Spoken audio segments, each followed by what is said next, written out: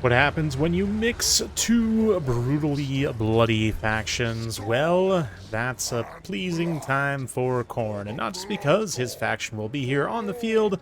Also, no doubt many of these Norskins are praising the Hound. Pleasing the Hound is not exactly what I was going for, but that's a different one.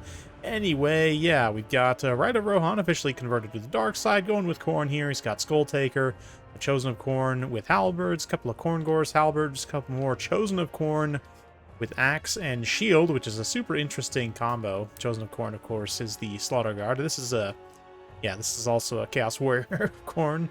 Halberds, super cool. He's also got the Regiment of Renown here, Brazen Throne Knights, of course, rocking that sweet anti-infantry, massive weapon damage, massive charge bonus, massive armor, yeah, etc. There's a Cultist of Khorne here on the Shrine, which is an unusual choice, but Skulltaker, very solid anti-infantry Chariot Lord right now. Just a very solid Lord all around. Wulfric opposing them. Pigmen here coming in with plenty of Berserkers. It's got some Ice Wolves protecting the flanks here, some Spearmen, Sorcerer of Metal, some Javelins as well. Another Ice Wolf here in the center. We're going to see a little Javelin baiting here from Skulltaker. He, of course, can heal himself in melee with the Gore Feast passive. Comes equipped on his motorcycle. So, okay for him to take a little bit of damage here. Does need to be somewhat careful, but Rider Rohan, prone to throwing his lord here, is going to toss him on in the front line. Hunter of Champions gets popped. Thankfully, the motorcycle does give him a good amount of escapability. Let's see if he can actually execute the escape as Forces of Khorne clash here. We're going to see some Plague of Rust on the Knights of the Brazen Throne. Puts them down to 70 armor. You can see the Javelins then just feast on value there as they apply their massive anti-large bonus. Do that lessened armor. Berserker is unfortunately going to have a pretty hard time with the armor of the Chosen here. And just the overall offensive power of the Chosen means they can punch back in a way that a lot of other elite heavy infantry cannot. Of course, they've got Frenzy, they've got huge weapon damage as well because of that. Massive just stats of everything, to be honest. Chosen of Khorne, shields. Other than having armor-piercing damage, they have amazing everything. And even then, just high weapon damage is kind of armor-piercing all on its own, if you think about it. Wulfric's going to come in here, get contacted by the halberds, which are taking quite a bit of damage. Terror will kick in for the Chaos Warriors there. The Slaughter Guard going to hold, but Transmutation of Lead, pretty nice. Some units are not going to be able to be reduced, of course, by this. Many of the elites with the Unyielding Assaults, the elites of the elites, that is. Many of those units can get their melee attack reduced, and that is going to be a pretty good way to combat one of the strengths of Khorne. That being said, would it have been better to just do damage with something like Final Transmutation? Hard to say.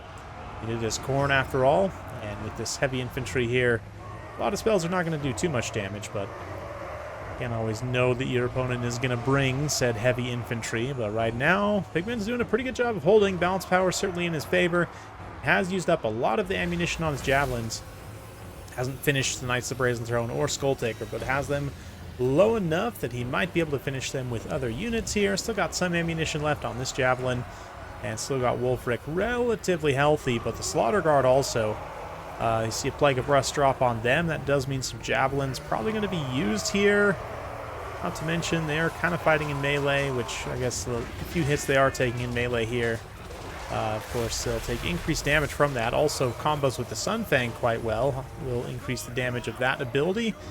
I think it's not 100% armor piercing. Yeah, only 35% AP, so that actually does get some nice synergy value on the AoE damage. That is the one thing. As far as debuffs go, Plague of Rust and in general armor debuffs tend to be probably the best because they do directly synergize with just doing more damage to the opponent, and every damage source, aside from a few niche kind of 100% armor piercing cases, are going to benefit from that, right? Whether it's magic, range damage, melee damage, even units and spells which do a lot of AP often don't do 100% AP. Again, Ethereals being the exception. There's a handful of spells also that do 100% AP damage, but generally we're going to find some benefit to Armor Sundering. But the transmutation of lead here is going to kick off once more. Horn of Khorne counters that, so all the units basically just net 0 on their melee attack, where they would have otherwise been, except for the ones who cannot have their melee attack reduced. Looks like also, yeah, the Totem of Endless Bloodletting and the Revelant Slaughter, meaning that, yeah, they were just straight up juice. All these units, which doth remain. The Slaughter Guard did have a pretty hard time there, but this regular Chosen holding like absolute champs right now. Better than champs, actually. Marauder champs would be holding much worse. But Skulltaker manages to slay Wulfric's Mammoth and then jump on through here. That is going to trigger a big old tear route for a lot of these units. For Norsca, a lot of low-tier units with not too much leadership left, especially with the loss of Wulfric there. Of course, the Terror soon probably will be gone as well. Plague of Rust. You see the countercharge of the Ice Wolves trying to get these Knights of the Brazen Throne off the field, get rid of that source of terror so they can try and stand and fight a little bit here. And they don't quite manage to rout them off before they themselves are terror routed, so that's going to be tricky to manage. But besides that, I mean, Skulltaker is the main danger here, right? The fact that he can regenerate. As he's fighting in melee, he's got great anti-infantry damage, and his attack animations and mass means he can ping-pong between different units, and there's not a lot that Pigman can do to stop him at this point. We'll see. There are some Ice Wolves hanging around here. If he keeps them safe and applies them to Skulltaker when he's trying to run around, maybe alongside these spears, they could do some damage to him over time. Problem is, can they get through his own, sort of innate stuff? Yeah, whatever happened to the cultist on the shrine, I'm pretty sure he just got killed instantly by javelins, which is the main downside of the shrines. They are huge targets, quite slow, very vulnerable to just getting killed by mass range damage by having like 10,000 plus HP. Yeah, Skulltaker there. And see, even with the Frostbite, I mean, it's not like he's taking a lot of hits since he just kind of drives around in a little circle there. Love the Demon Engine kind of biomechanical, somewhat flaming monstrosity here. It's just very, very cool. So Warhammer, to be honest. And the two dudes on the front, like, how dizzy are these guys getting? Man. Also, how yoked do their arms have to be to not get flung off by the centrifugal force as they get rotated in very rapid circles? Honestly, fun ride. Decent ride. If they were ever to do a Warhammer theme park, you know they got to do a motorcycle roller coaster based on these guys. Anyway, let me know down in the comments below if you've gotten this far. What would be your go-to ride for the Warhammer amusement park? Give me your best pitch for an attraction there. Doesn't have to be a ride, could be a show as well, I guess. Shows are always needed, or maybe it's a food stand.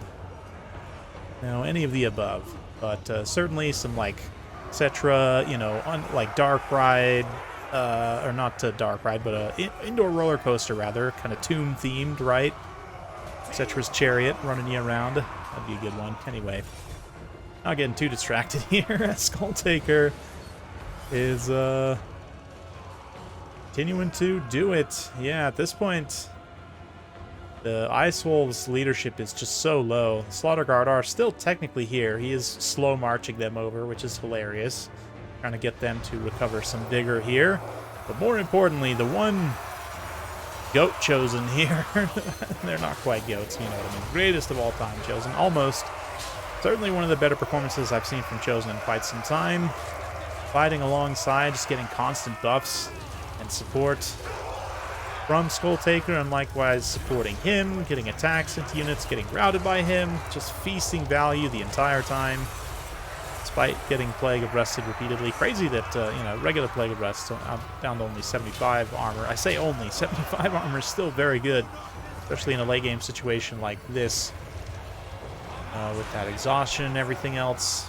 Yeah, exhaustion is giving an extra 25, almost the same value as the Plague of Rust. And there it is, more value actually once they get down to the final bit of it there. That Skulltaker driving through once more. Slaughter Guard also managed to unify with those chosen. Contact the Marauders over on the far side. And what a slaughter. Khorne is most pleased here if we take a kind of final survey of the battlefield. What a beautiful day for Khorne. Truly, truly spectacular art, almost, in a way. But, yeah, 200, almost 300 kills, 26, almost 27,000 damage dealt, 2,100 gold value. Just great job for a chosen elite shielded infantry in this day and age to get that much value is fantastic. The other chosen, too, 1,400, they paid for themselves, 17,000 damage dealt.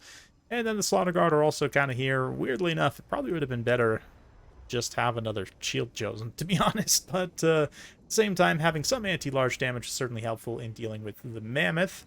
And yeah, regular halberds also get some pretty good value there. The Khorne Gores, not so much. Definitely shows the difference in a build like this, where that extra defensive capability makes a huge difference. And there's not a ton of AP here, I think. Pigman maybe over-relying on that Shaman Sorcerer a little bit in terms of getting, you know, armor sundering value out of him. I don't think necessarily it's a good idea to just bring axes here. I mean, the javelins did just fine.